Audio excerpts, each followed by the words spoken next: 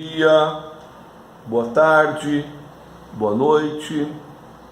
Meu nome é Fernando Silva, do canal Livre Bala Laica.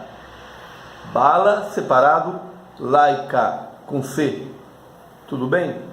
Olha, muita gente não tem tempo, não tem hábito de ler jornal, e eu acho interessante poder acompanhar o que pensam, o que dizem jornalistas, escritores, professores, intelectuais. É uma forma de você poder ver um pouco mais fora do nosso quadrado quais são as correntes de pensamento que se expressam, que vivem, que existem no mundo.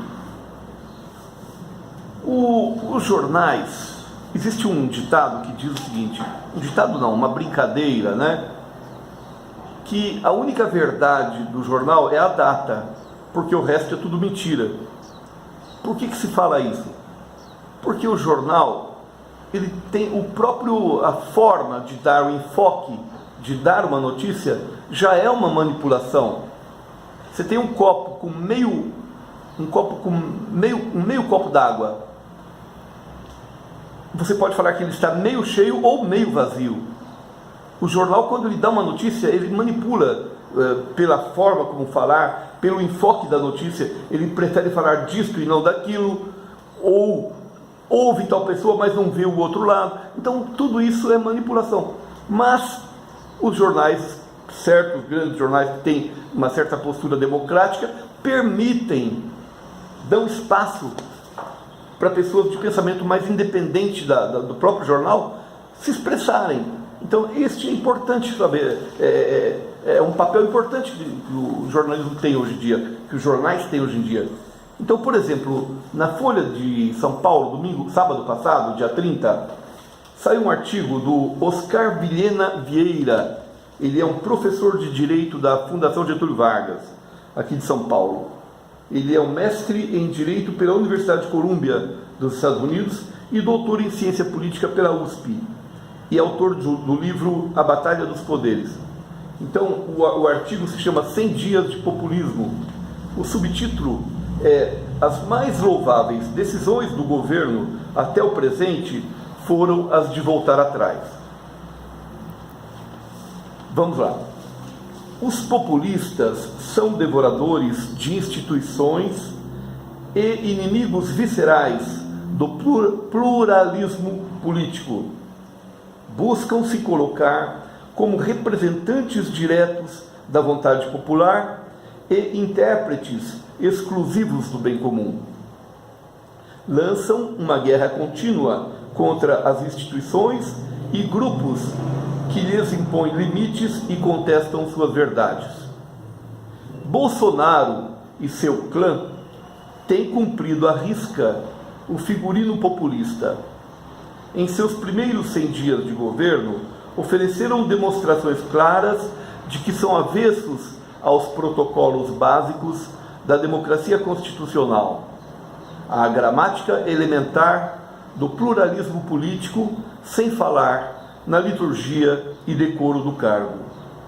A presidência, familiarmente exercida, funciona como uma trincheira a disparar contra o Congresso Nacional, o Supremo Tribunal Federal, os partidos de oposição, as ONGs, a imprensa livre e a própria democracia.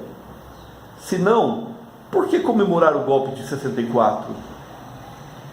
Também fomenta a desavença entre as próprias facções que compõem o governo. Nem o general vice-presidente livrou-se das saraivas do guru do clã populista.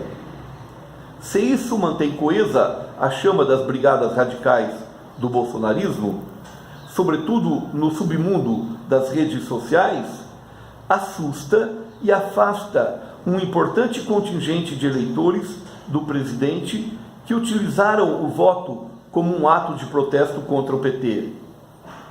Esses eleitores começam a não gostar da postura de constante conflito com o parlamento, com as ameaças de fechamento do Supremo ou mesmo impeachment de seus ministros. Também parecem não estar de acordo com ideias polêmicas sobre como ampliar indiscriminadamente o acesso a armas de fogo, permitir o controle governamental sobre as ONGs, conferir licença para matar aos policiais, flexibilizar as regras de proteção do meio ambiente, restringir garantias de autonomia dos povos indígenas, reduzir a tributação sobre o tabaco, é mole, submeter nossa política externa e o comércio internacional aos interesses de Donald Trump, ou fazer gestos de simpatia às milícias.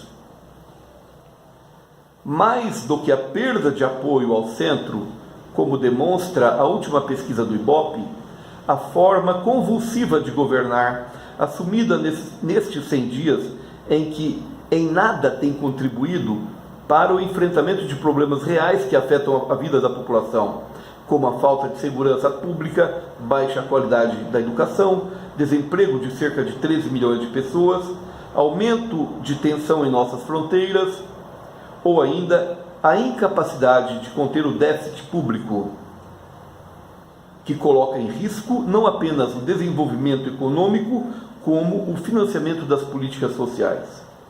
As mais louváveis decisões do governo até o presente momento foram as de voltar atrás. A estabilidade institucional e o pluralismo democrático, sistematicamente hostilizados pelos populistas, têm se demonstrado ao longo dos séculos o caminho mais seguro para o desenvolvimento sustentável, a paz e o equilíbrio social e a busca da felicidade. Há uma responsabilidade por parte dos eleitores, apoiadores e componentes da administração Bolsonaro que não partilham do populismo extremista de estabelecerem limites às pulsões autocráticas do bolsonarismo, a sua tesão pela ditadura. Isso foi eu que falei. Não se deve julgar um governo pelos seus primeiros 100 dias. Não devemos minimizar, no entanto, suas ameaças. Ainda que as instituições brasileiras tenham demonstrado surpreendente